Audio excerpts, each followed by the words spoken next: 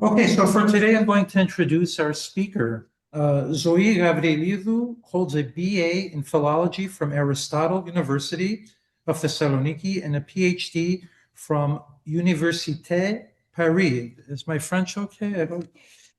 She is professor of linguistics at the Democritus University of Thrace and has recently served as visiting professor at the University of Chicago.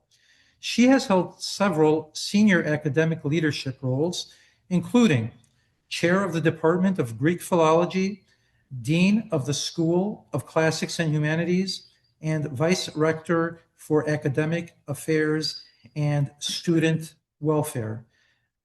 Professor Gavriilidou, please join us. Thank you for being here. Thank you very much for inviting me to be here. I'm very glad to be in this audience. It's Sunday, 3 p.m., 3:15, and I can see a lot of people, so I'm very glad about this number of people attending. And well, I was told that I should speak in English, and that's what I'm going to do. But my Greek is better than my English, so you will have to, support my English accent and all that. So today we'll talk about how we can keep Greek alive and why speaking the language still matters in the diaspora. And let me see, how can I? Okay, one at a time. So we are going to talk about heritage languages. We speak Greek as a heritage language here in this room, and then about heritage speakers and learners. And we'll try to explain why it is important to maintain a heritage language and how to do it with very simple and practical, steps. So the big questions I will try to answer is, why speaking the language still matters in the diaspora, and what parents should do with their children to help them acquire or maintain their heritage language, which is Greek. Now, before starting, I will start with a quiz. So I would like to ask you, which is the official language of the United States? Come on, I want to hear you. Sorry, English and Spanish. No, I think this. And another guess? Exactly, there is no official language. Thomas, this doesn't work very well. Can you, Thomas? Thomas. Okay, so we need help. It doesn't, yeah. So actually, indeed, there is no official language of the United States at the federal level, though English is the primary and most widely used language. But some states have declared English their official language, for instance, in Florida, in Texas, Georgia, Virginia. I'm going to keep it like that, like a singer, if you don't mind. Okay, it's better. So yeah, there is no official language at the federal level. And now, second question. What is the Earth's population? Have a wild guess. 8 billion. Yeah, you're right. It's about 8 billion, yeah. So the third question, how many of these 8+ billion are bilingual? Again, no. Give me a number.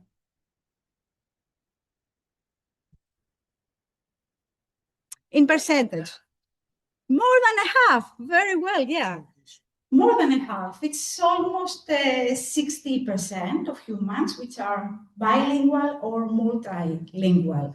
And the last question, what percentage of the US population speaks a language other than English? About 10%.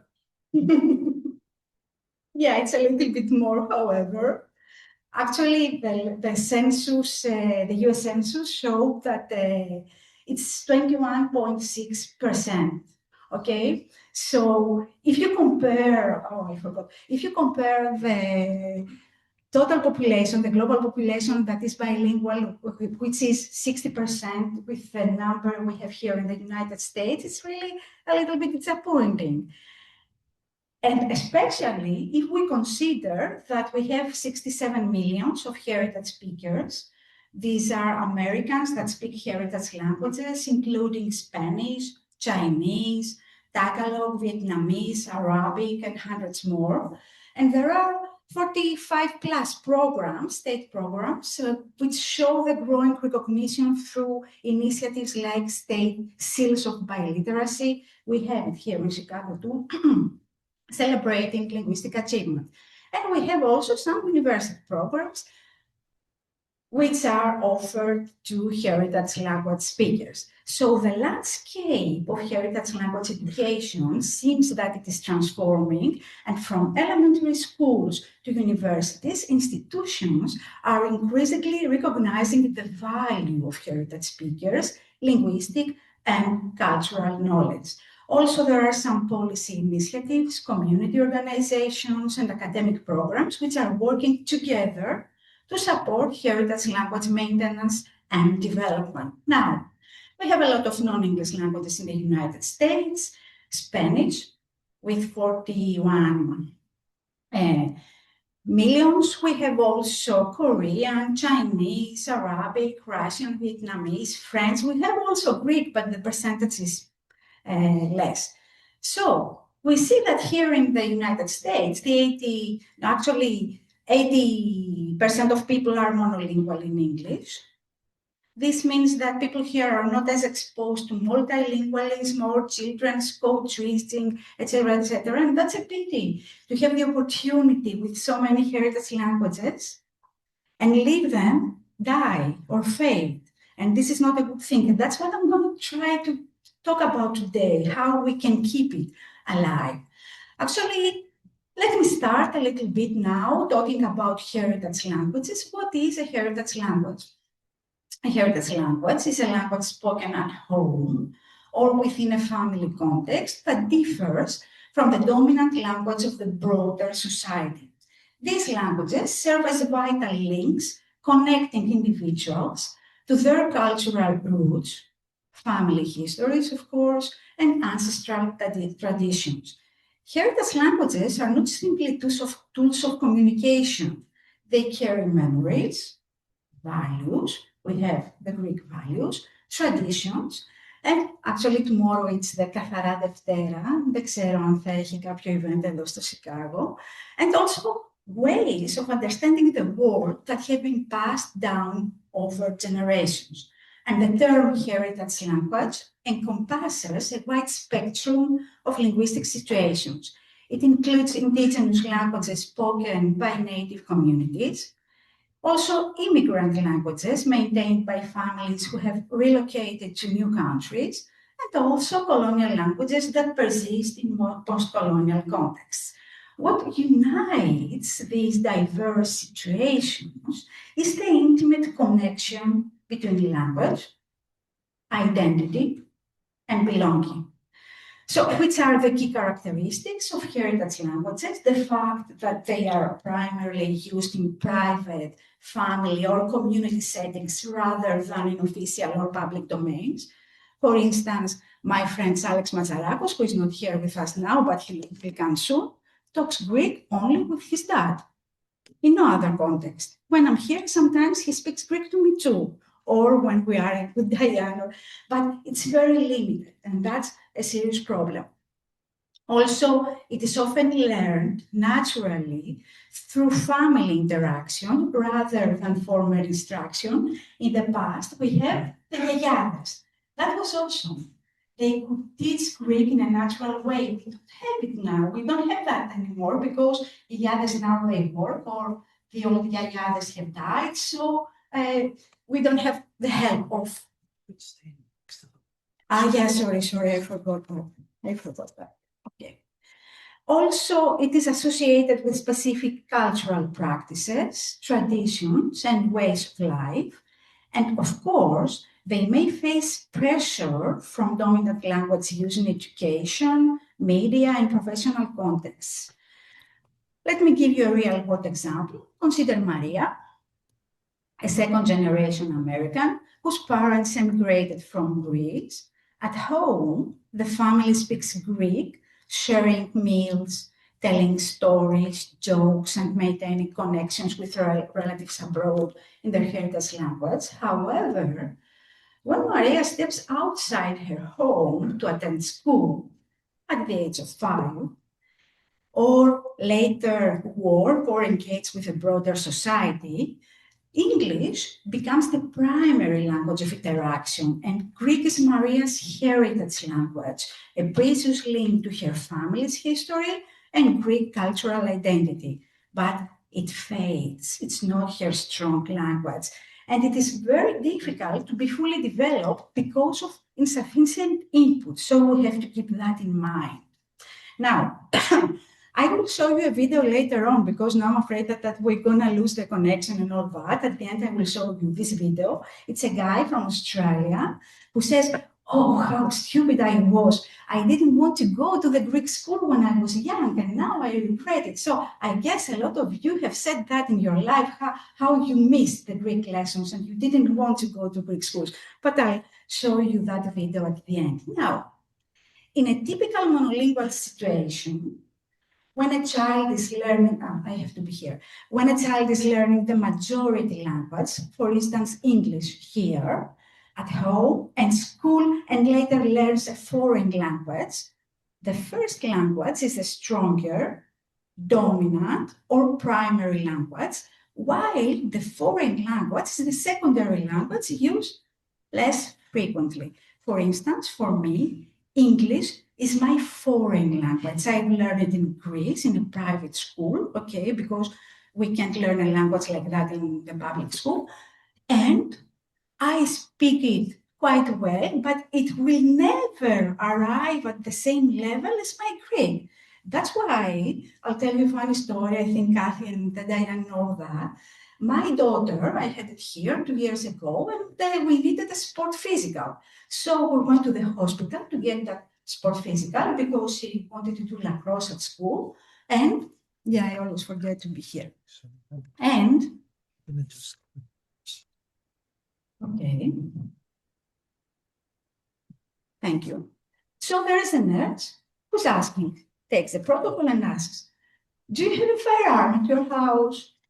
She said, "If I have a firearm," but I understood if we have a fire alarm at our house. And I said, "Yes, of course." And there is my daughter who says, "Mom, what are you telling? We don't have a firearm, we have a fire alarm." And then I said, "Yes, okay, we don't have, sorry for that. I didn't understand well, but why didn't you ask me that?" And she told me that it's a protocol, and if the child, for instance, has a psychological problem, then we have to keep the key, 2 separate keys, the dad should have the one in a different place and the mom in another place because of security reasons. I couldn't understand, I couldn't imagine why someone would ask me at the hospital if I have a fire gun. Okay, and the other day, we were at Alex's house, there were friends from here, from Chicago, and they were talking. And there is a guy who says, and I went bird watching. He said bird watching. I heard bear watching. And thank God I didn't ask him, are there bears here in Chicago? Thank God, thank God. Or the other day we were together and you said the chiropractic, and I said, Cairo is the capital of Egypt. Why are they talking about? So I need time to process because English is for me a foreign language. But Greek, it's not for you a foreign language. It's something different. It's a heritage language. So you're in this case, an immigrant child may grow up in a household where, for instance, mainly Greek is spoken. And over the years, depending on the amount of contact with Greek, that person may become much more English dominant than Greek dominant. So there is a shift in the functional dimension of the languages as the child grows up with a heritage language, eventually becoming secondary in use. And this functional shift in turn affects the linguistic competence and fluency in the heritage language, which ends up resembling a foreign language, or sometimes it is completely lost. I'm very glad because I heard everyone here in the room speaks very well Greek, so this is very promising. But what we have to keep from that is that we have to protect and cultivate the heritage language. because it's the weaker language. It's not supported by the community. Children, for instance, can hear Greek outside the house or if they go to school. So that's why we have to keep it alive. And we'll see how in a while. And what about heritage speakers? Who are actually heritage language speakers? Heritage language speakers represent a unique and very diverse group within multilingual communities. If I ask each one here to talk to me about their level in Greek, it will be totally different. Everyone has a different level, and there is a great variation in your ability to speak Greek. Heritage speakers grow up in households where a non-dominant language is spoken, creating a linguistic environment that differs from the majority language surrounding them. And this dual linguistic exposure shapes their language development, cultural identity, and worldview in profound ways. So we have, first of all, this home language environment where heritage speakers are raised in homes where parents, grandparents, or other family members use a language other than the dominant societal language. And this creates a rich linguistic foundation rooted in family communication patterns. How often do we speak Greek? In what occasion do we speak Greek, etc.? Cultural expressions and intimate relationships. There is a bilingual continuum with most heritage speakers developing bilingual abilities, though their proficiency varies significantly across individuals. Some achieve high competence in both languages, while others may understand their heritage language well, but speak it less fluently. It depends. And also, we have to notice that there is this cultural identity navigation where heritage speakers experience a unique cultural positioning, often feeling connected to two or more cultural worlds, and they navigate between the cultural norms, values, and communication styles of their heritage community and those of the dominant society, creating, let's say, hybrid identities that draw from multiple sources. So the heritage speaker profile is very diverse. It includes second-generation immigrants who grew up hearing their parents' native language, but also third-generation descendants maintaining ancestral languages, but not at a very good level. So this depends on a lot of parameters. Why there is this variation? Why some speak better than others within the same generation? Even in the same class, when we teach Greek, why we have different levels? Because the input and use may vary within each society. Other families speak better, more Greek than others. And this depends also on the quantity of Greek they hear and also the quality, which domains of the language do they use. It's only everyday vocabulary or more abstract terms, more, more difficult words. It also depends on the linguistic practices used at home and of social networks. So are there any peers with whom we speak Greek or not? There are also affective factors. There are children who like speaking Greek. They feel an affection, and there are others who don't have that. And if they don't have that, they don't have the motivation to learn the language. Okay? If, for instance, a child went to a Greek school and didn't have a very good experience, the school was very strict, or the material was obsolete, etc., they may develop a negative feeling towards Greek, which is not good. So it is very important to do nice things and interesting things within our Greek schools. Also, there are, of course, the socio-political status, the vitality of the language, or if they have access to schooling, because not every child goes to Greek school. Why? Because sometimes parents don't have the time to take them to Saturday school or even to daily school. Okay, so all these factors create this variability in the linguistic level. So about the characteristic of heritage speakers, typically we have second generation heritage speakers who grow up acquiring the language of their parents' country of origin at home until they start attending school, at which time they begin to acquire the language of their host country. And gradually they become dominant and more fluent in the majority language, which here is English, limiting the use of the heritage language to the interaction with the family and maybe, at the best of cases, with friends from the same ethno-linguistic background. I talked about second generation children. Second generation immigrants are the children of the parents who came here, who immigrated here. But sometimes we also speak about one generation and a half. It's the case of my friend Kathy, who wasn't born here. She was born in Greece and came here at a very early age. Okay, but some other researchers talk simply of a second generation. It depends. Now, why we have this pressure to the heritage language? Why we have such a pressure to Greek? First of all, there are some monolingual policies in the United States. I'm going to talk about that in a while.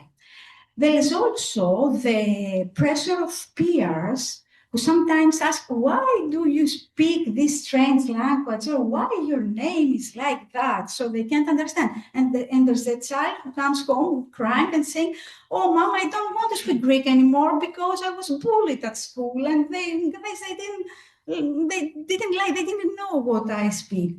There is also the speaker's fear of the stigma. Sometimes in the older generations, and they were thinking that, no, my child don't have to speak Greek because it will look like a foreigner and he won't have opportunities in his life. So this was another factor. Sometimes we had also wrong advice by specialists, for instance, well-intentioned professionals, some doctors, pediatricians, etc., who say to parents, don't speak Greek to your child because they don't learn English as quickly, or they will have an accent, which is totally not true. And I'll explain in a while why this doesn't happen. Also, today we don't have this yaya effect. Yayades used to help very much. They used to learn, songs and lullabies and all the traditions and paramithia to their children. We don't have that anymore. At the same level we had it. And also, I hear some yayades now speaking to their children in English. If I go sometimes to the church or if I go to schools or other events of the community, I hear yayades speaking English to their children. First, they don't speak well English, so they're not good models for their grandchildren. And second, if grandchildren don't hear Greek from the yayades, from where will they hear it? They don't have any other opportunity. So this is also another problem we have. Of course, there are no opportunities to talk very much and practice Greek, especially if we have mixed marriages. And sometimes parents don't have time to invest, to pass quality time with their children and speak with them in Greek so that children practice. And sometimes also parents fear from their low proficiency in Greek. And even though I tell them, it's better to speak Greek, even though you may have do some mistakes, etc., than speak only in English. It's really better. And finally, there is also the fear of the parents about the effects of bilingualism. But this is something we don't have to be afraid of. On the contrary, we know research has shown that there are some cognitive gains of bilingual children. For instance, bilinguals are better in problem solving. So bilingualism enhances executive functions, improving critical thinking and adaptability. Children who are bilingual have a better cognitive resilience. For instance, long-term brain health and resilience are associated with maintaining multiple languages. And there is mental agility, well, greater cognitive flexibility and better attention control are hallmarks of bilingual minds. And you can see here, for instance, bilingual children can better solve tests like the ones you can see over there. For instance, in this, you have to read the color, the name, independently of the color in which the name is written. So red, green, blue, yellow, pink, and then you have to change it and say the color. Green, yellow, white, purple, and the last one, I think it's red. I can see it very well. So, or they can range different schemas, like in the first test, better and more quickly than children who are not bilingual. So, bilingualism does matter. Recent research has shown that bilingual children may speak later. However, they have better metalinguistic awareness. They read and write earlier. They perform better in a series of tests like the ones I put there. And it also delays dementia. I mean, this can delay dementia by at least 5 years. And this is very important because the mind of bilinguals is more flexible. Sometimes I hear mothers say, oh, my son actually mixes languages, so that's not good. Why they do that? But actually, this is called code switching, and it follows natural linguistic patterns. It requires strong levels in syntax in both languages, and it is something good. When we hear children do this code switching, it's a good sign that they are starting to learn the heritage language. We don't have to be afraid of that. It's actually a marker of bilingual identity. It's like words we hear in Chicago, like blocky and fena, and what else? And capi and rufi. But be careful, because I heard that here you call rufianos someone who builds the roofs, but rufianos in Greek, it's a bad thing. It's, I think, πώς είναι το καρφιό ρουφιάνο στα αγγλικά? Someone who goes to the police and says, oh, that guy did that thing. How do you call it? Yeah, snitch, yeah. So we have to be very careful about that. Thanks, Kathy. So yeah, but it's very interesting. All these things are very interesting, and they show, how the language is vibrant. And there is also another idea that bilingual equals to monolingual minds. It's not the case at all. It's not the case at all. Actually, what we have is this common underlying proficiency where actually, what does this say? It says that the skills we develop in one language, vocabulary, syntax, everything, critical thinking, reading comprehension, etc., do not stay confined to that language. For instance, if we learn English,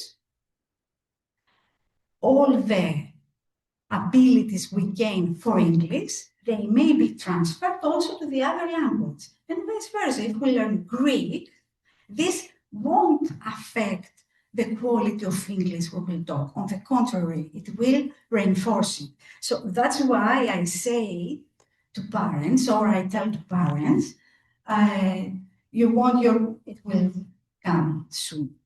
You want your kid learning English? Put them in Greek, or put them in Romanian, or in Russian. It is a gift we can give them, but only where they are young. That's why sometimes I'm very sad when I see here in the United States having so many heritage languages, and at the end, people stay monolingual at 21.5%. It's really a pity. Why it is important to learn a language at an early age? Because the mind is more flexible. it can learn better, faster, and more efficiently. Now, what happens here in the United States? We neglect, or in some cases actively erase, heritage languages from children. And when they turn 14, we allow some of them to study a foreign language. But it's very late to start a language at 14, while the child can do it at a very early age.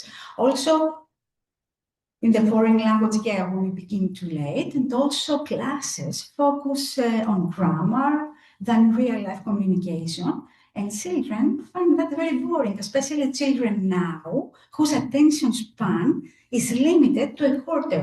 This means that if a child is in a classroom, can attend to a teacher only for a quarter, then the attention is lost. And the professor has to do, use short videos, infographics, and all that things in order to gain the attention of our students. So a good solution to that would be the dual immersion in language education, but we're going to discuss that at the end. Now, there are also some myths about heritage language education. The first one is that multilingualism is confusing for children, but actually, children who are properly supported can enjoy many benefits of speaking more than one language. We've seen before the advantages of bilingual minds. Also, some people say that heritage education is unnecessary, but speaking at home is enough, some people say. But actually, a child who can speak fluently can still lack many important skills in heritage language. So it doesn't mean that if a child speaks very well Greek at home, that has developed his Greek or their Greek, I should say, in full capacity. Okay, that's why they have to go to school. Also, some people say that heritage language education distracts mainstream education. And actually, children can make use of their knowledge of the heritage language to help them develop the school language. So I'm writing now a book which will be called Γιατί πρέπει να πηγαίνω στο ελληνικό σχολείο. This will be a funny book. And one of the things I'm going to show is that you may boost your vocabulary in English, for instance, in some, very specific fields like biology or chemistry or etc., etc. Then, also some people say that heritage language education prevents integration, which is not true at all. Or some other people say that heritage language education is for international students only. But actually, the backgrounds of multilingual students are often more nuanced than locals versus international. Also, some people say that heritage language education is not serious. No, actually, it's not another free time activity. It's something very structured and maybe very beneficial. And of course, some people think that heritage language teachers like Alexandra we have here, who else we have here who is a teacher? I can see. Yeah, they can do miracles. But actually, no, they can't. We can't expect these teachers who see our children only for 1 or 2 hours per week to do miracles and make them speak Greek.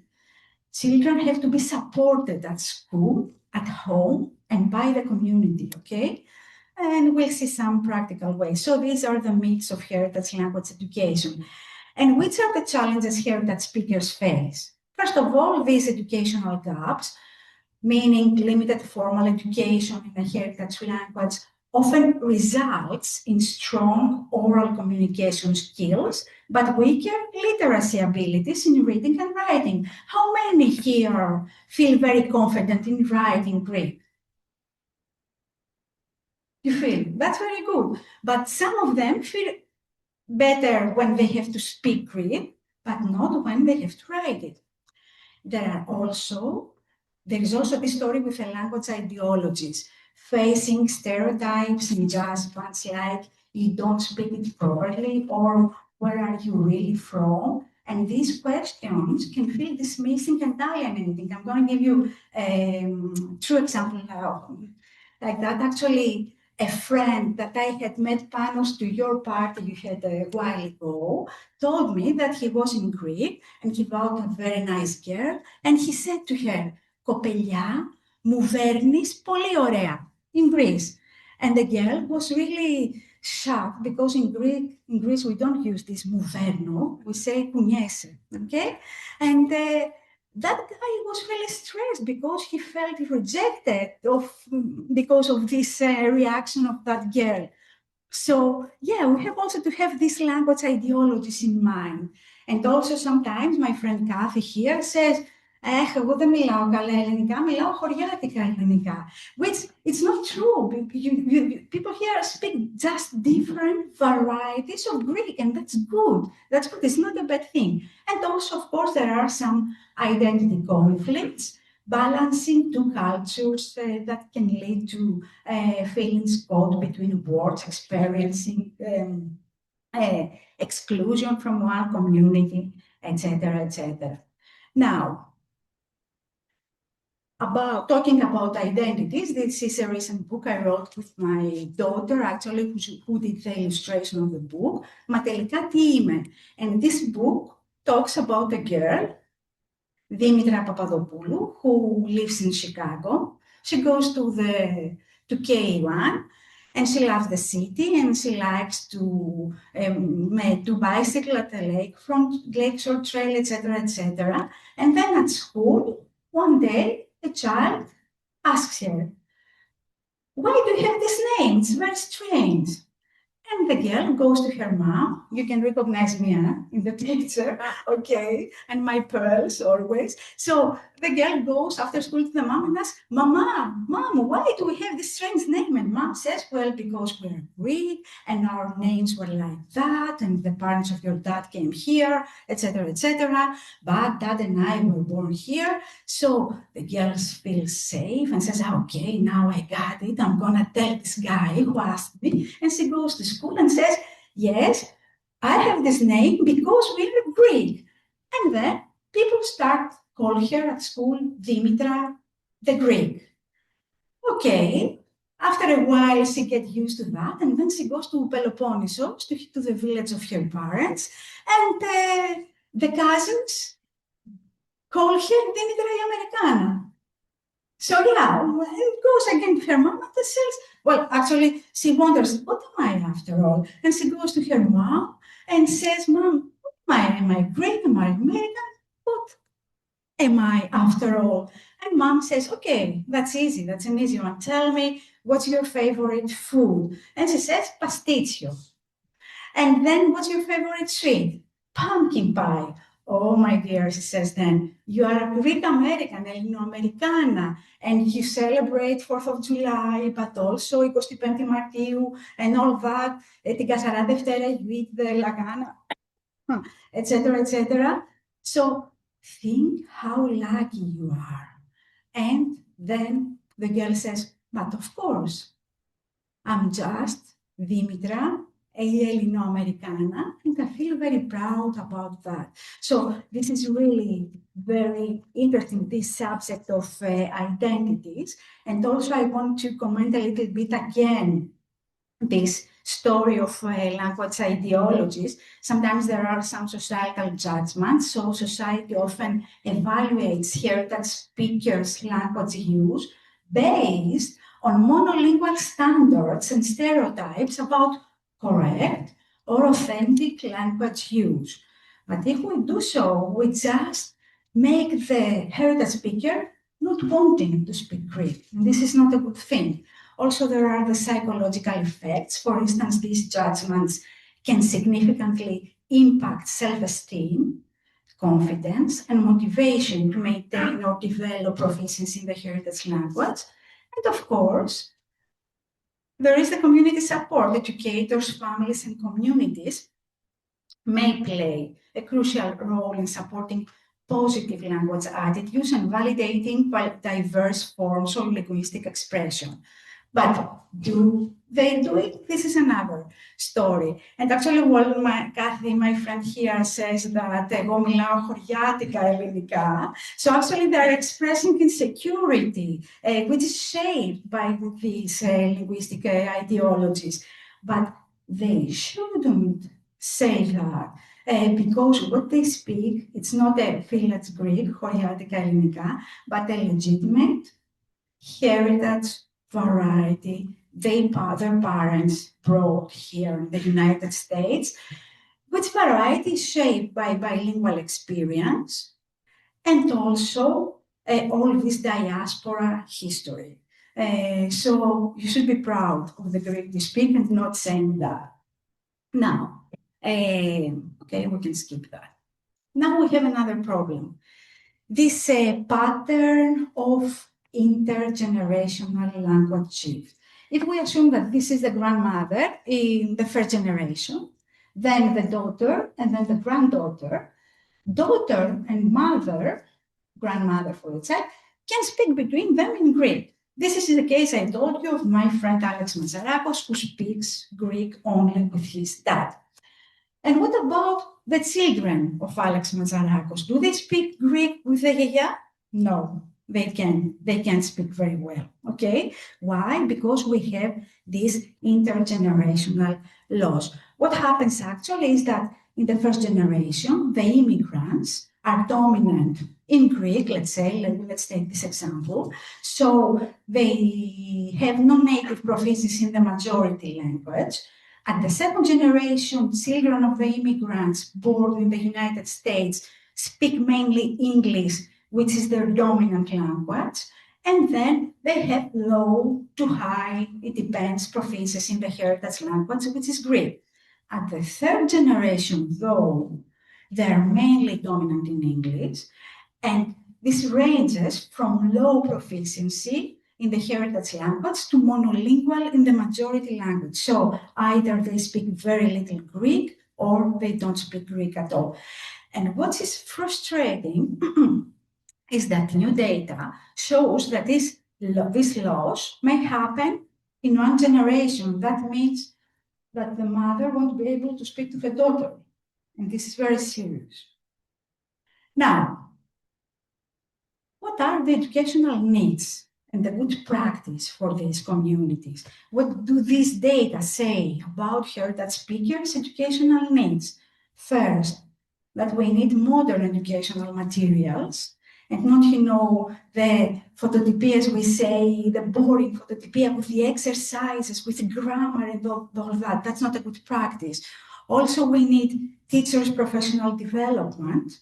We need attractive teaching methods. And we also need community task-based learning because the time children pass at schools, it's so limited. They need to practice Greek outside school. They go to a baptism, they go to another event of the community. Why they don't speak Greek there? It should be very good. And they would gain time speaking Greek outside the classroom. Also, we need trained teachers from the community because sometimes when teachers come from Greece, they think that they teach to children here as if they are the children they have to teach in Greece, back in Greece. But this is not a good practice. They don't offer a teaching grounded on the needs of the population here. And also, sometimes people go to Greek school and then they arrive at the age of 12 and they stop attending Greek school, which is also very disappointing. And children don't have the opportunity then to practice. They lose even this hour of the week. So what can we do to sustain Greek? First of all, speak Greek consistently at home to immerse children. Also enroll children in Greek schools or online language programs. Also, cultural immersion is very important. So celebrate Greek holidays, traditions, using the language and all that.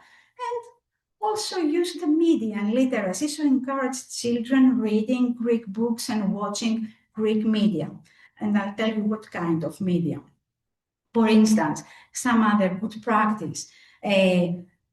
it's very important to frame language learning positively and increase, and this may increase the motivation of children to learn Greek.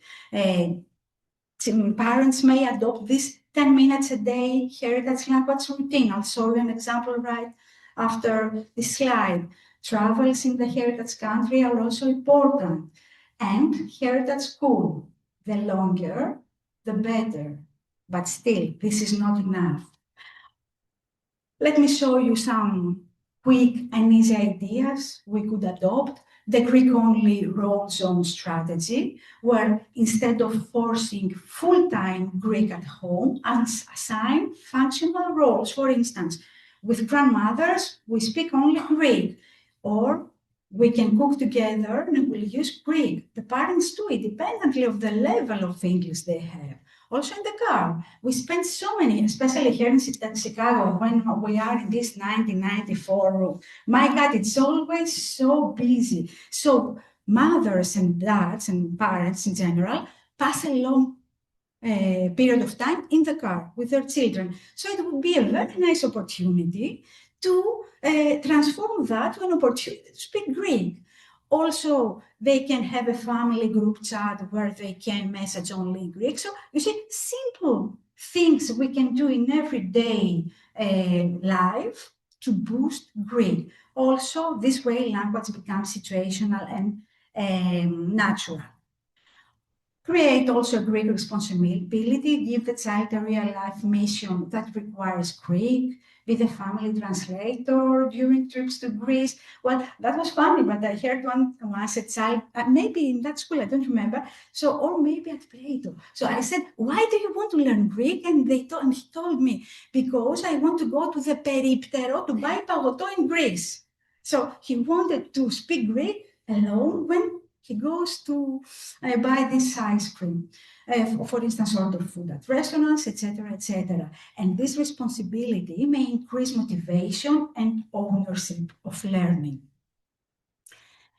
I told you before that children should use Greek media, but which media? We have to upgrade that a little bit. So move from passive cartoons to engaging formats, Greek teen influencers. This will be significant to our, adolescents. Also, Greek sports commentary, Greek music playlists chosen by the child, or Greek gaming streams. This will make Greek part of their world, of the world of their age, okay? Not just what our nostalgia makes them, read or all that. Also, this will be also the solution: immersion, virtual reality, and augmented reality. Emerging technologies can recreate authentic linguistic environments for heritage learners who lack daily exposure to the language. What's the problem with our students? They don't have time, they don't have a lot of time to hear, to listen to Greek. So we can do that with all these technologies, with AI and virtual and augmented reality. So we have the immersive VR spaces where students enter, they wear glasses, okay, and they enter a virtual Greek cafe or a family home or village celebration, practicing real-life interactions in meaningful cultural contexts. Also with augmented reality, there are interactive overlays that connect objects to language. For instance, you can see here a child, he sees in the screen apple, and he has to touch the apple. Or so it's not that boring than filling in photocopies of a text, okay? It's more motivating. And also we have AI-powered personalization, which adapts tasks to mixed proficiency heritage learners, and it offers instant pronunciation feedback and generates culturally relevant dialogues and narratives. What does this mean? That we have a classroom here at St. Haralabos or St. George or Plato or Hellenic American Academy in every school, which may communicate in real time with a classroom in Greece. And children may speak in Greek and practice on time. It will come soon. So AI offers a lot of opportunities, and actually that's what I'm working on right now with a team of informaticians back in Greece. Do we say that? IT guys anyway. Okay, so we are working on creating a platform like that to see how this would help children heritage speakers. Now, what do we answer? Last part of my presentation, what do we answer to our kids when they are asking why they have to learn Greek heritage language? Okay, first of all, you know these usual things that it has to do with cultural preservation, and heritage languages preserve cultural identity, family traditions, and intergenerational connections. And they also allow grandparents to share stories with grandchildren and keep cultural practices alive across borders and times. The second, social vision, where heritage languages promote diversity, mutual understanding, and social cohesion in a multicultural society, and they enrich our collective cultural landscape and foster empathy across communities. So, would you please include all of that? Okay. And then, of course, there are the cognitive advantages. I spoke before about the cognitive advantages of bilingualism, which enhances cognitive flexibility, problem-solving skills, and executive function. So heritage speakers develop unique mental abilities for navigating multiple linguistic systems. Okay, everybody says that. Beyond that, we also have some other more practical benefits. For instance, children that are bilingual, if they learn it like that, being heritage speakers, they can acquire the seal of biliteracy, which is a very, very strong thing that we can have in our CV or in everyday life. Also, when they are at college, they can make the most of their heritage language by participating in a minor on Greek, etc., etc. I know that the University of Chicago offers that. IUC also offers a minor in modern Greek, and there are some other universities that also do it. And of course, this is true for other languages as well. And also a thing that I don't see parents thinking about that is a long-term path to Greek fluency and university access. What I mean by that? Have you ever thought that if children start learning Greek very early, elementary years, continue consistently after the age of 12, where they usually start learning Greek here, participate in summer camps in Greece, visit relatives and spend time in Greek-speaking environments, or speak Greek regularly at home, and begin structured preparation in high school at the sophomore year, then they can confidently sit for the exams for homogenes, where they pass only an exam for Greek language, and then they can apply to Greek universities. And this pathway transforms Greek from a weekend subject we have to do at Saturday school into a real academic and professional asset. How? Why we should consider Greek universities? Because there are no student loans, because public higher education in Greece has no tuition fees for undergraduate studies. This will offer them a real connection to Greece, so students live the language daily and connect deeply with Greek society, cultural, and professional networks. They gain advanced Greek proficiency with this full immersion, which strengthens academic vocabulary, confidence, and bilingual competence. And also, they can study either in big cities like Athens and Thessaloniki, or near their parents' and grandparents' villages, because we have very good universities all around the Greece, which are really in a lot of lists of academic excellence of universities. So there will be the family and cultural proximity as well. Additional advantages. This is a less stressful path to college. As a mom, I experienced firsthand how unnecessarily stressful is the path to college here in the United States. I mean, even though I knew that my daughter would go back to Greece to study at the university there, she had to pass all this procedure with college application if she wanted to graduate from the school here. And we had to do all that. Preparing the resumes, preparing the motivation letters, do extracurricular activities to have a nice resume and all that. And that was so stressful, even though I knew that my daughter would go there. Imagine, no, I don't want to imagine the stress parents feel when the children are in the last year. So they would avoid all this stressful situation. And of course, there is this international career flexibility with the EU mobility among Greek university and EU and the other EU universities.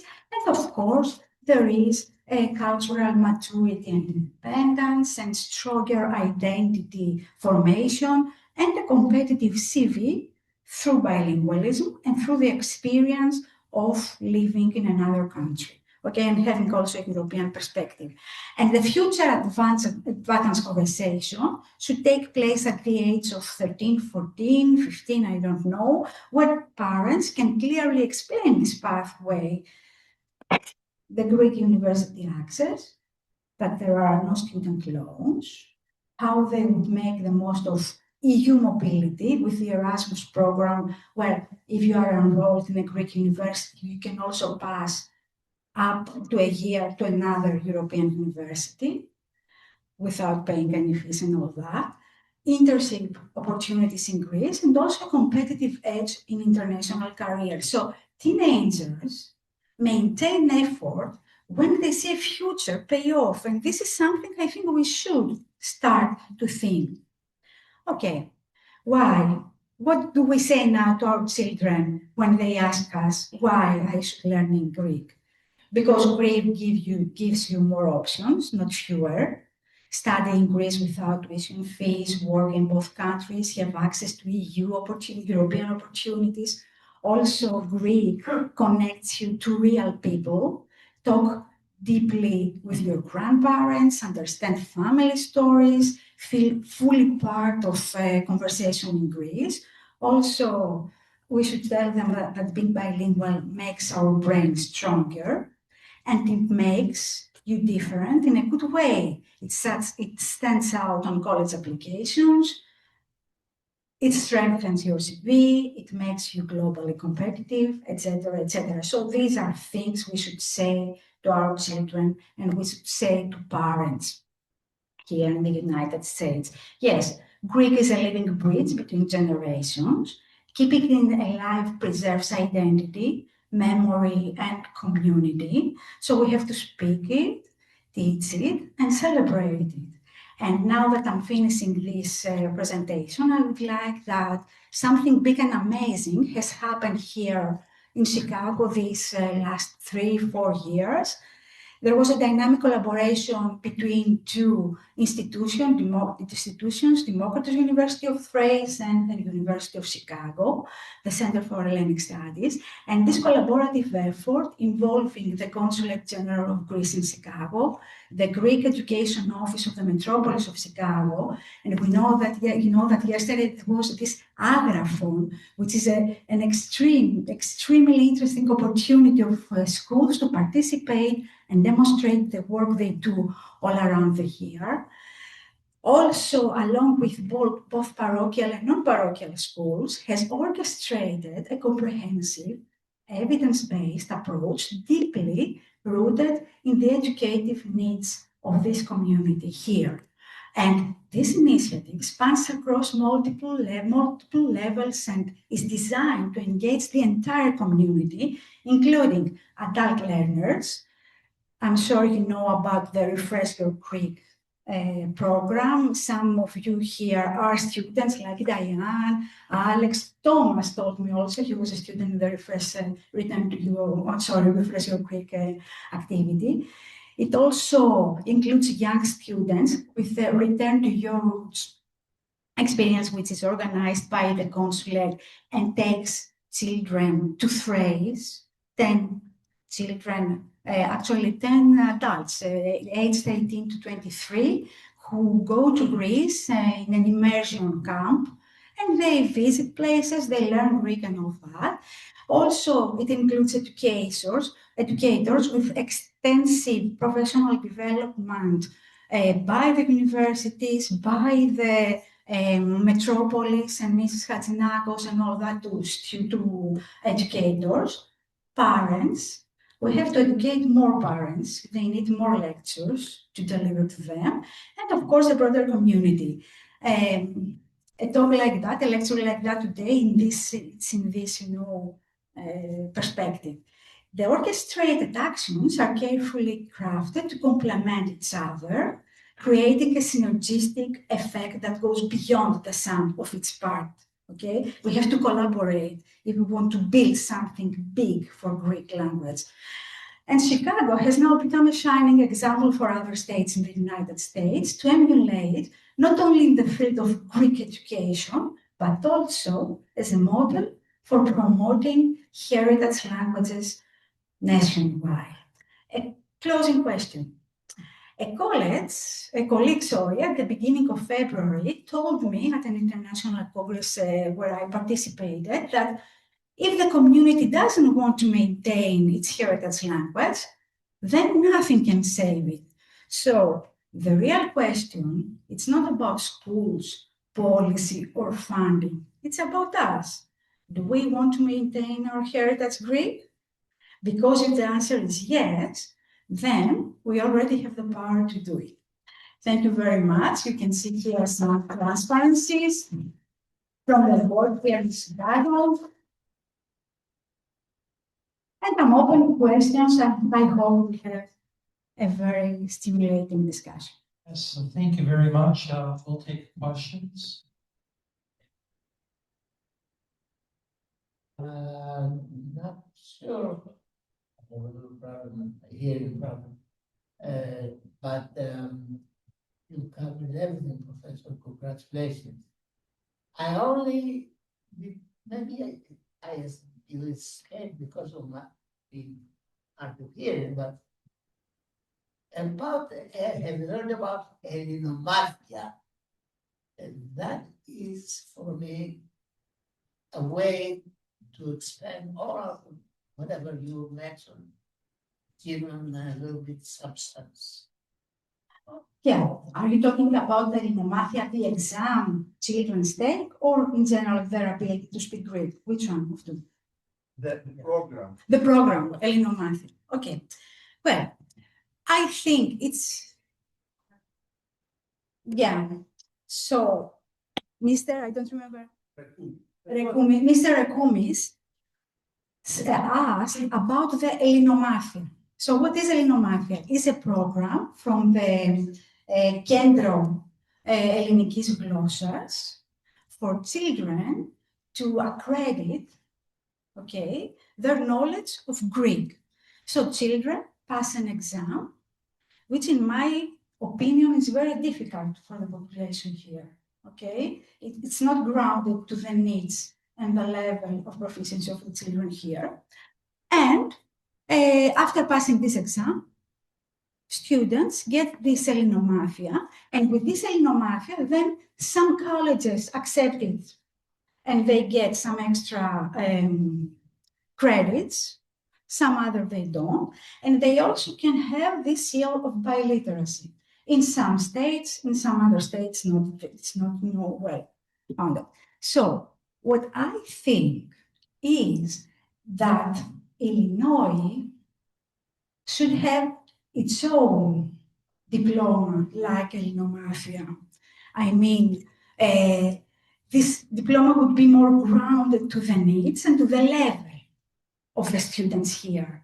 Because we have teachers, I don't know, I want to hear, what do you say about that? How do you find? Are they stressed? Don't they need something which could be more, grounded to their needs? That's my opinion, but yeah. There's something very important happening here in Chicago. We have 4-day schools, all right? 2 of them, they go into immersion. they take the Ellenomathia, and there's expectation. And the Ellenomathia has different levels. So if the level gamma is difficult, then they can go with an A1, A2. But this defines it has a metric for people to go to and to actually motivate. But I will tell you something about the experience my granddaughter has in the school. I've met her. Yes. Okay. So the day school, the day schools in Chicago, Plato and the Academy, for instance, they have an increased number of students, and the majority of those students are not Greek. And yet they learn Greek, and now we go to immersion programs where there is an hour or two per day, and then you take the classes where they have non-Greek speakers there, and you break them up into levels. So there's expectation there, and we are very serious. And now my granddaughter figures, how come all these non-Greeks, they come here to learn Greek? So Greek is not something outside. Greek is very important because it's not that we go somewhere else to, in other words, we are not really the exception. We are the place where people come to learn. To the degree that the Greek students here in Chicago, the Greek schools here in Chicago, they take themselves seriously in providing good quality education. And we have this capacity because we have smaller classes. During the COVID crisis, the American schools closed down, and then we had students come to our schools, and then they remain because they realize the benefit, the value of the education is not really so suboptimal. The Greeks, we went through the phases. In the beginning, some 50 years ago, we were very serious about learning Greek. I mean, everybody was committed. The outcome might not have been, but then we have here people who speak relatively good Greek that they finish those schools, all right? Then we had doubts. We had the issues of identity. And now we're coming back, and we have now students that they have second, third generation, even fourth generation, that the issue of identity is resolved. Everybody knows that they are Americans. So we come to the schools because Americans or Greek Americans? Americans, Okay. Americans. So, and yet we really, the question is here is, how do you, in a globalized environment, what you said before, you have learning another language is a window to another culture. It's a window, it opens Another up, perspective, another perspective. it opens up a cosmopolitan perspective. Learn your English better, of course, to compare. And now I believe the majority of the students, the Greek students in the Greek school, are the privileged ones. The ones who are able to go to Greece every summer. They realize the value of the culture there. It's a privilege now to go to a Greek school and learn Greek. Okay, but in an environment where it's integrated, with other integrated with other students from other cultural backgrounds. So we have a redefinition now, and we should take advantage. The question you said is, would our community support schools? We have 4 in Chicago, 4-day schools. It's tremendous, such a small community.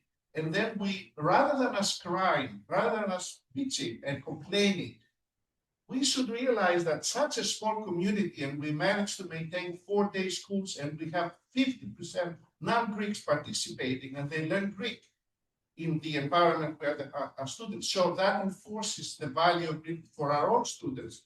And at the same time, but we must be serious. When we do Greek, we have to do Greek seriously. And we go for the Ellenomathia in order to prove to ourselves that we do that in a serious way. But still, a lot of children attending your school feel intimidated by Ellenomathia. I'm for accrediting the knowledge of Greek, but maybe we should create something, grounded to the level and the way people speak here. Yeah. Okay. But I totally agree that dual immersion is the best type of schools if you want, to improve your All I want to say is that things are not as bad. The ones who want to really seriously expose our kids to a more cosmopolitan environment, we should send their kids to the Greek school, because that opens up a tremendous opportunity in a more open. Indeed. Cultural. Indeed. Yes. But I would like to hear to the opinion of teachers about Elinomathia here. Yeah, before.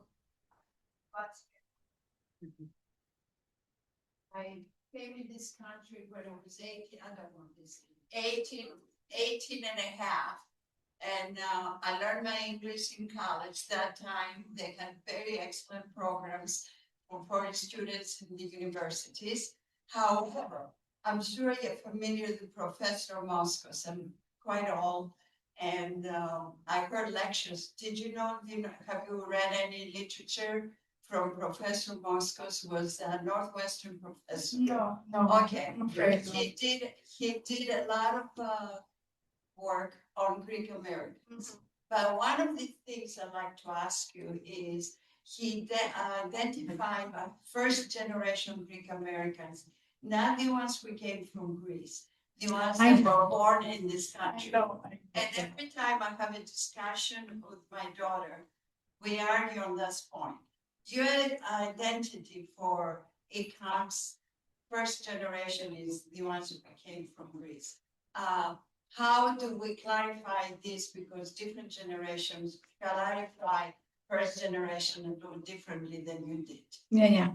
Thanks very much for the question. Yeah, I always argue with my friend over there, Alex Mazarakos. Actually, among the linguistic literature and language teaching literature, we call first generation the immigrants and second generation the children born here in the United States, and 1.5 generations cases that there were young children that came with the parents at a very early age. So that's how is it in the linguistic scientific literature. But I'm aware of this situation that you described. Yeah. Moskos was an innovator, and when he was discussing these points, there was not much literature. Now we have a well-established literature, and the definitions have changed. But at the end of the day, it doesn't really matter who's the first or the second generation. It's the point that I would say that it's the ability of each character. and Moskos was. I'm sorry, you're lecture. May I ask a question? Yeah, so what I told you is the fact that the linguistic and literature and also the literature of language teaching defines first generation, the immigrants, people who came here, and second generation, the children born here in the United States or in Australia, etc., etc. So the first generation is the people who are mainly dominant in the Greek language, while second generation, the children who are dominant in the English language. Okay, so that's the defining characteristic of the two generations. But it doesn't matter. All I want to say is that this program should be a partial coverage of what 60 years of Greek teaching experience that I carry in my bag. Yeah. Is the fact that the kids were asking me, why should I spend my Saturday teach in an enclosed school room while I can play football so I can get some scholarship later on? The beneficial part of it, the Greek state should do with this program, along with this program. I want to. Yeah, okay. And So, can you talk a little bit about how the onset of, AI tools, how they're contributing to maybe learning second language for younger generations since they've already adopted AI tools, if how that helps them learn and how they take advantage of it? yeah, thank you for this question. Actually, AI will transform education and even heritage language education as we know it. It will be better because it will give more motivation to children.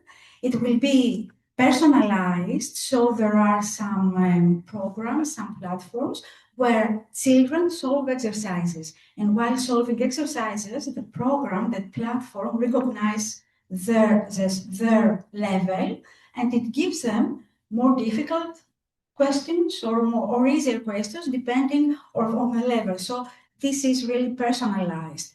And when children feel that they can manage the exercises, they feel motivated and they want to learn more. Also, these platforms feel when children are stressed, they feel the sweat in the hands and also the palm, say beat, yeah.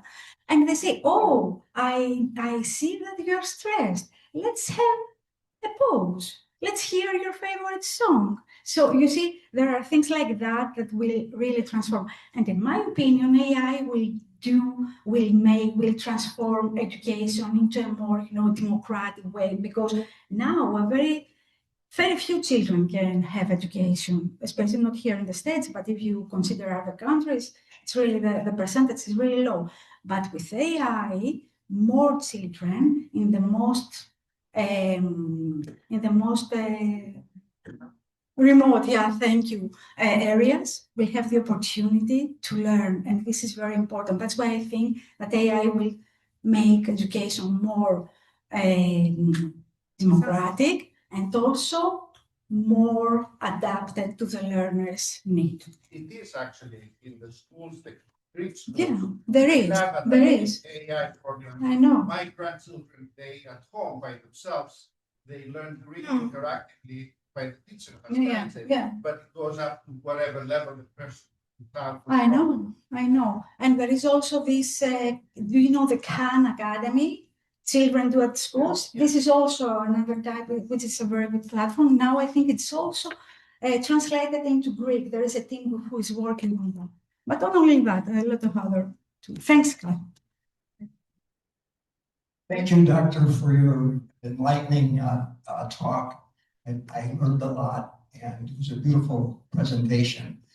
I have two questions, and one of them, I have my Engono for 1 hour in the morning, and I try to talk to him in Greek, and he doesn't know what I'm saying, but I always repeat the English after I talk to him, and I kind of make it a game, and I'm afraid I might be turning him off.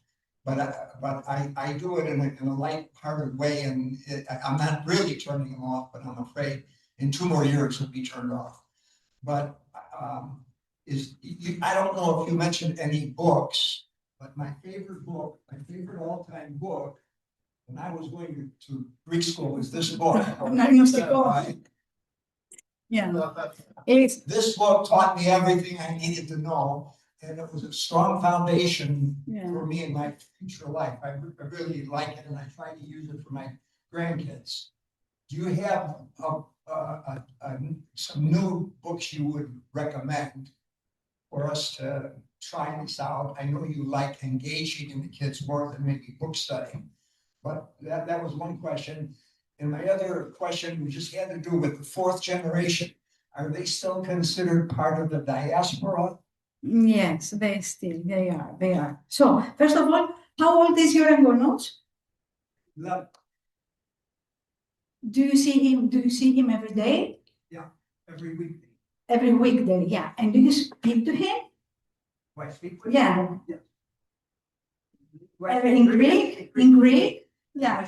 This is very important. He has to hear, to have, feedback from you in Greek. So, yeah. Second, this, very nice, I also did that, Anagnostikon. Born 71. I did that at school. But it was so that now to children, they laugh. They're not interested. They want to know videos, YouTube shorts. They want infographics, unfortunately. Yeah, this doesn't tell them anything. We have to adapt. We have to offer them what they want to hear and what they want to learn. Otherwise, we lose them. Otherwise, they'll go to the Greek school and they feel it's so obsolete and they say, no, Mom, I don't want to go to the Greek school. We have to adapt. Because they can, if they are in the classroom, they can read the text right now. And they can only listen to the professor only for a quarter. Then we have to improvise, to find other things to do if we want to, bring them towards Greek. Okay. Yes? Am I speaking to the choir? Does anybody know this book by Roderick Bateman, Yes. Yes. famous, I know, I've spoken about it to a couple people here. It is fantastic. It is. It starts Greek classical times. It takes the history of the Greeks, Greek classical times, to today. And if the main thread through it is the language. Εγώ είμαι τρίτη γενιά. I had Gavriilidou for private lessons, I think 6 years, all the way through high school. And then I was fortunate enough to live in Greece for a while, and so my Greek is quite good. But this, if you can get anybody to read it after yourself, the kids will understand the importance of this. The kids will use, yeah. Probably at episode 1, we might get it. Well, then their children may have a chance. One second, we have a question from Kostas Zanos, who's joining us online. They should be over here, just to make sure they could hear me. While every February we celebrate the Greek Language International Day, and while today we discuss how to keep Greek alive abroad, why speaking the Greek language still matters in the diaspora, and the challenge the diaspora is facing to keep Greek alive, the question is, how do we protect the Greek language in Greece from the continuing and broadening of infatuation of the Greeks of Greece with the English language? Perfect Greek words are replaced by English words, even by English words derived from Greek words. The Greek press, Greek television, the banks, Cosmote, all kinds of businesses, our politicians, and nearly all Greeks introduce extensively English vocabulary in their written and verbal communications. Thank you. Okay, thank you very much. So our colleague brought here the subject of loan words. Question, which of the following words in Greek are Greek and which are loan words? Άνθρωπος, θάλασσα, computer, σπίτι. Άνθρωπος, θάλασσα, computer, σπίτι. Which of these is a loan word?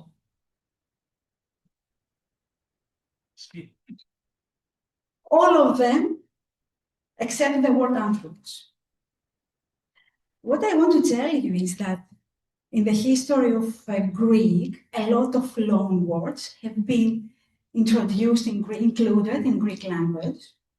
They made it richer, and sometimes now, and even sometimes now, we don't recognize that these are loan words. The word spiti is from the Latin hospes, hospitis, okay, where we have hospitality, etc., etc. The word thalassa, it's from the pre-Hellenic, the pre-Hellenes were the population living in the Greek peninsula before the Indo-Europeans descended to the Greek peninsula. So, θάλασσα, γαλέος, σκόμβρος, το σκουμπρί, the fish, Atherina, Daphne, Rigani, all these words we consider being Greek are pre-Hellenic, so they were long words.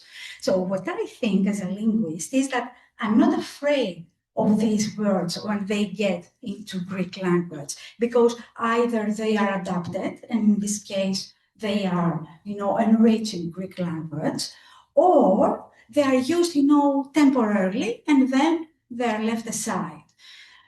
Well, where do we see this mainly? We see that mainly among young population, and young people want to speak differently. When we were young, we used to do the same thing because we want to differentiate, and we differentiate not only with the way we are dressed when we are young, the way we are cut our hair, but also with the way we speak the language. So this is not a problem. It's something enriching. It's a matter of identity. Young people use these words because they want to be separated from other generations, and sometimes they want to not to be understood by other generations. It's their own code, their inside code, okay? So in this way, languages become nature, and they are not in danger of these words, like that. We have to put it in the right dimension. It's not really a danger. The language knows how to regulate the entrance of this. But also, we have a problem in Greece. For instance, when we had the word internet, which came into Greek, we also created the word diadíκτυο. And it was a very good case where the Greek word had the equal number of syllables, and also it was quite easy to use it. But when we had the CD, the Greek word was ψηφιακός δίσκος. Who would say, αγόρασε ένα ψηφιακό δίσκο? Everybody would say, αγόρασε ένα CD. There was no, it was impossible to use the other word because sometimes we don't translate, properly the words, or we use very long terms, words with difficult, consonant combinations, etc. So it's not competitive with the foreign term. But in any case, what I want you to keep in mind is that we are not in danger from this long words. Yeah. If we count the percentage of English words in the Greek language, it's much less than the percentage of Greek words in the American. Especially in the medicine. That shows plasticity. That shows adaptability. It's not to be afraid. Exactly. And if you count especially the Greek words in the medicine vocabulary, it's more than a half. So we don't have to be afraid of our language. It's really strong. Do you know when our language will be in danger? In Greece, we have a very serious demographic problem. When we don't have speakers to speak our language, then it will be difficult for Greek, but not right now. I'd like to thank you, Ms. Gavriilidou, for the very interesting things you told us today. I'm a teacher that came from Greece 5 months ago, and I'm working Welcome. in the American Academy in order to teach Greek. And what I would like to say from this short period that I'm here and I have understood is that the children do not have a purpose to learn Greek. And what you said is very true and real. And I think that what you should do here in America is a big campaign to show to the children what is the benefits they will have if they learn the Greek language, all these things that you have said. Because in Greece, our children try hard to learn English, and we always tell to them that English will be a window to the world. You will be able to do a lot of things if you learn English, and can travel, you can study abroad, you can do a lot of things, you can find a work, you can do a lot of things if you learn English. This is from the opposite side. We must do here in order the children understood that to read that will be something very important in their life.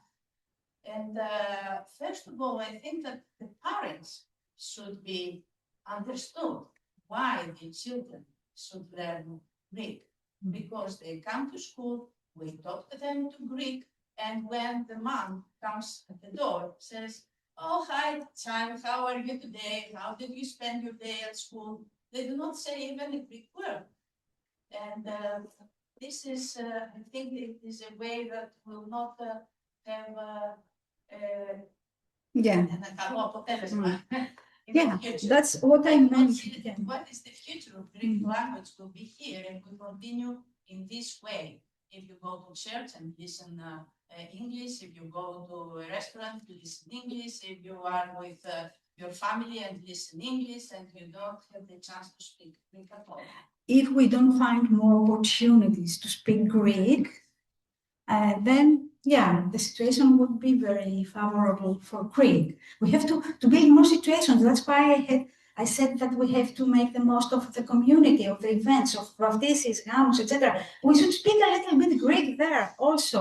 But not only that, also οι γιαγιάδες, they should speak Greek to their children. Έλα, κλείνε τα χέρια σου. Not, oh, come on, let's go and wash the hand. It's so, these small things. But you've mentioned before, Greek people learning English as a foreign language. Yeah, that's true. That's what we say. Our children, it's the window to the world, etc.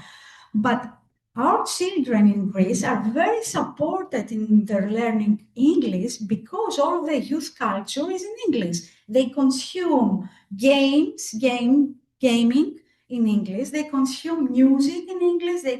All the youth culture is through English, so they can learn it. It is supported here in the United States. Greek is not supported by any means. This is why the American. Yeah, it's a monolingual policy. That's true. Yeah. Mm. But still, we heard before here an opinion that from Mr. Baseas that we've done something with Greek here. Look at the Italian community. Italians have lost their Italian. They don't speak Italian at all. I don't see Italian schools, etc., etc. We kept that. This is something, and we have to build on that.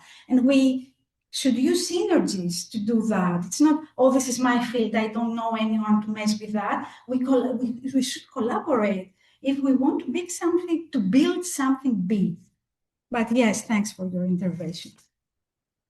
Thank you for the presentation. I'm also an educator at the Hellenic American Academy.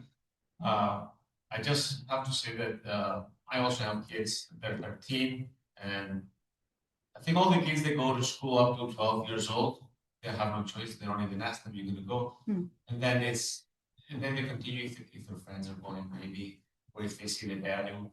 In Illinois, we have 27 churches with an equivalent number of schools that they all reach that level only. And I think there's only one or two schools in Hellenic American Academy in the South Side that they have high school in National Litio. Litio, I don't think that there is. Saturday. Yeah. Saturday. Yeah. Saturday school. Would it be beneficial if we had something online, something serious where, because I understand that many schools, they're not going to run a school with one or two students to continue the high school. In Greece, we have anecdotal episteme for someone who's married, for someone who has kids who cannot attend or who later decided to continue education. Would it be something anecdotal that can run for families that they want to keep sending their children to school, but no school supports that? Maybe they're not from the area, maybe they're far away, maybe they're in different states. Yes, but the answer should be very political because I can't answer this question without being political, okay? This would be the ideal.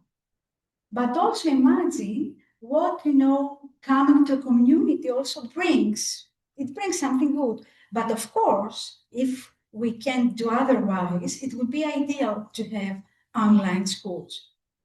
Yeah, the solution could be that. But then every church would say, oh, I missed some, clients I just from my school, or you see the problem.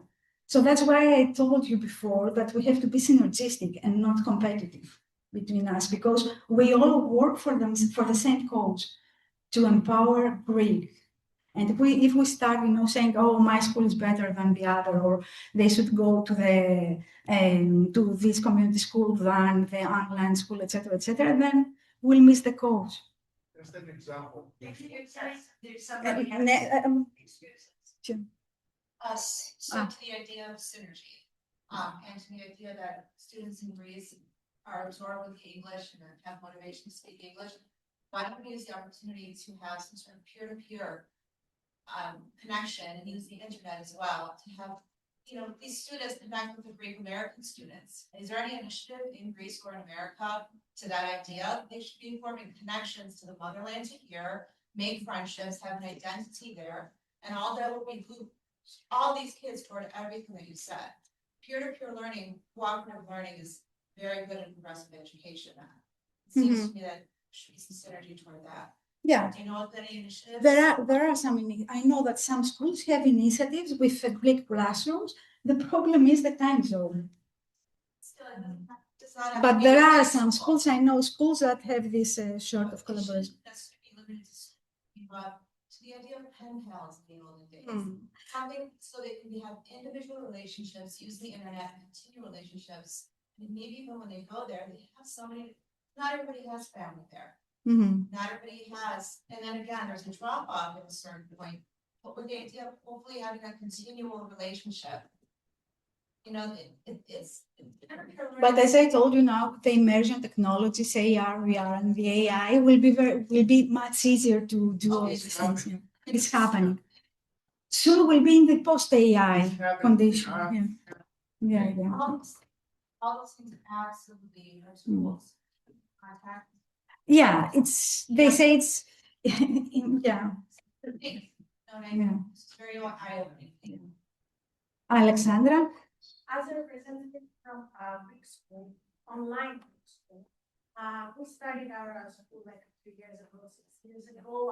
Our classes are completely online when we teach adults and kids, not only here in Chicago, but throughout states and also in Europe. It works. Online education works, and it builds like a strong relationship with the students. We have parties, like it's not as as neutral as you might think. Yeah. We build You build community, yeah. Mhm.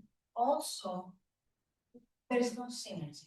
Mhm. We are an online school and we're out of everything else that happens here in Chicago. We're not part of anything. It's not a complaint, it's just. I see the stay. point, yeah. We're an online school. We have most our students, they do Linomathia exams. I have a student that she's going for Ramadio this year. We're very strong with the Linomathia, we support the Linomathia, but still we're not part of the party. You know, we're not part of the educational system officially. Ecosystem, yeah. We started with 3 students and now we're 150 students, but still not recognized. You know, our community, of course, they respect and they applaud us for our hard work, but not, you know. What kind of recognition? Well, What kind of recognition? I mean, any kind of, any kind of competitions, like the Agricon exam, everything, we're out. Professional development, maybe, and all that, yeah.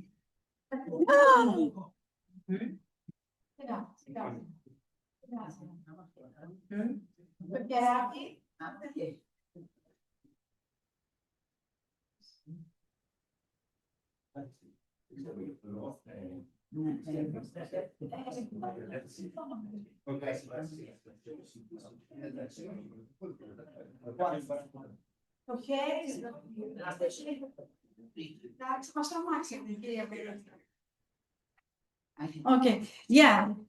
Alexandra, I know what you're saying. Any other question? Yes, we have a few that came in, we have a few that came in for our online participants. What are your thoughts about schools and the Greek Orthodox Church teaching ancient Greek? There are very few places for Greek Americans to learn ancient Greek. And what role should these institutions play in the teaching of this very important language? Okay, if I were a parent and I would have a child who speaks Greek as a heritage language, I wouldn't like my child to attend to a school where ancient Greek is taught, because my child would be frustrated. The same happens with children in Greece, that they have imaginary children in Greece that are a little bit more acquainted with them. And they are frustrated at the first class of high school with ancient Greek. You could have some silence, please, so the speaker's still So- talking. I totally disagree with teaching ancient Greek to heritage speakers. It won't help them. These guys can learn ancient Greek at a later stage, maybe at the college if they want to acquire a different type of knowledge, yes. But at the beginning, it's not a good practice, in my opinion. Thank you.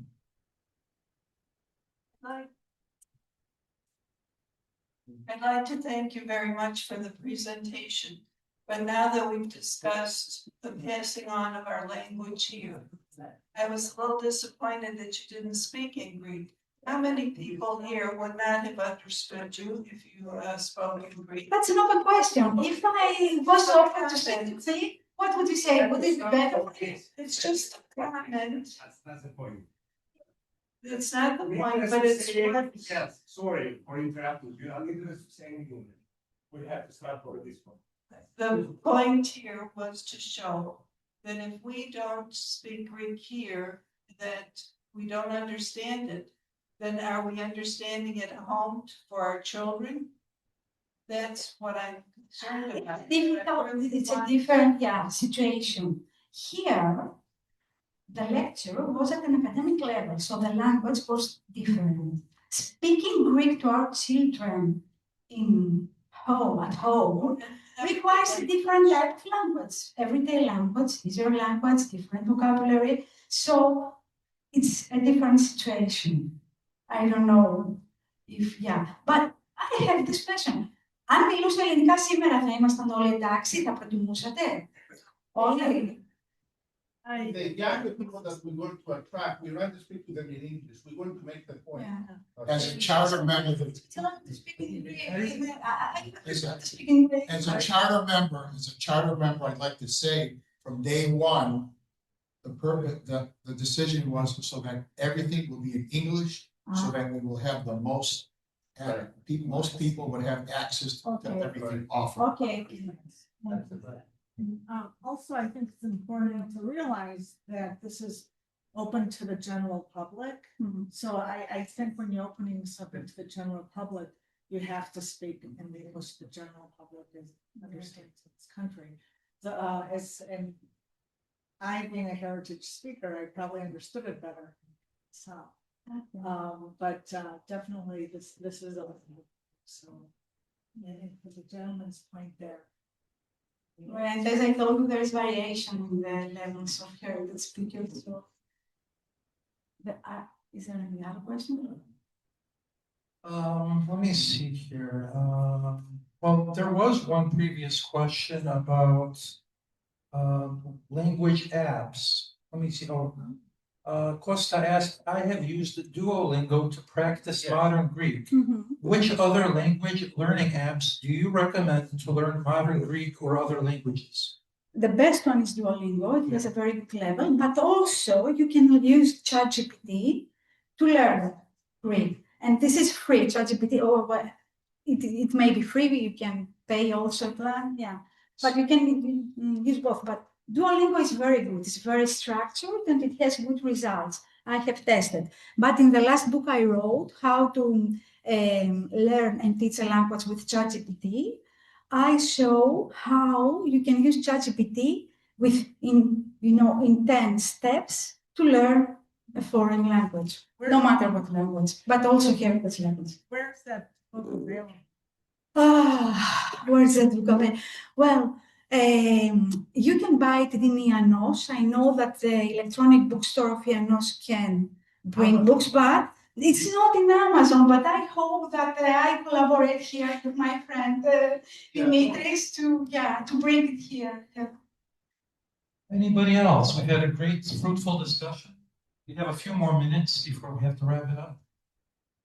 To ask you something about education in Greece, about the college education in Greece. That's a very big argument and a very good argument for our kids to convince them to learn Greek.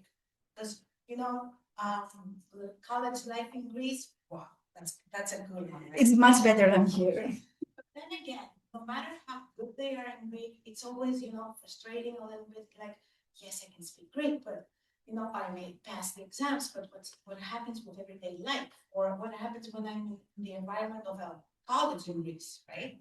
So are there any collaborations between Greek universities and American universities where they can have part of their curriculum in English and part of it in Greek, obviously, that would make it more tempting for our kids to go to do all these things in order to go to a Greek university? Well, two challenges. The first one, yes, there are some colleges here that have summer abroad programs where they can go to Greece or spring abroad, whatever. So they can go to Greece for 3 months or a semester participate to courses there, etc., etc. Recently, there was an effort from the government, with which I don't agree very much, but okay, to make universities here in the United States collaborate with Greek universities. But there is a major problem. Here, universities are private. And Greek universities are in private. So when I wanted to bring a student of mine, Karen Hanaken, that some of you may know him, with an Erasmus program, it was very difficult to enroll him at the University of Chicago as an Erasmus student because he would have to pay fees, which was impossible. So what we tried to do was to say that he was here for an internship, not learning a teaching program. So we have this difficulty. There are major structural difficulties between American and Greek universities. So it would be imbalanced. American students, yes, would make the most of it, but Greek students wouldn't be able to, have this exchange. So I think this is a structural obstacle. And if we can solve it, this opportunity, so much discussed and advertised by the government, won't work. But there are universities that they teach classes in English, quite a few. Yeah, Where you can actually take, also, it's available. it is. Some years ago, she actually 3 years ago, this is a new, it's 3 years ago. There are classes in English, the EMI, as we tell, English as medium of instruction. There is a medicine school at Aristotle University of Thessaloniki. There is also in Athens, Crete now. University of Cyprus has a lot. Yeah, a lot. It's an extra university. Really, many foreigners go to the University of Cyprus, right? Not the Greek Americans. Since it is now 5 o'clock, do we have one last question anybody wants to ask? There is one Greek high school in America, and that is in Astoria. Aggios Dimitrios. And Niafos Foundation offered to the school $40 million to actually change the school, to open it up to the non-Orthodox community. The community there. Right. Because we are parochial mentality. Here, Niarchos comes in and says, let's open up the school. There are people who, because the school has a good reputation, open up the school to non-Greeks, to non-Orthodox. We have here schools that they don't enroll non-Orthodox. So we have to open up our mentality and see what we have to offer. And we have to offer a lot. Why all these foreigners come to our schools? Because there must be a reason. And we have to really take advantage of that and open up, be less powerful. I know the case with St. Demetrius.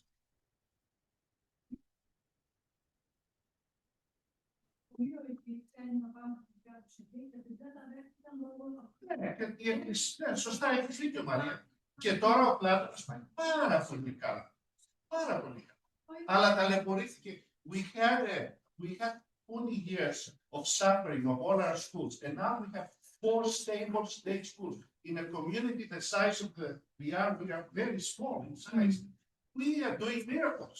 Let's be proud of what we are doing. Don't cry about it. And build on that. Yeah, okay.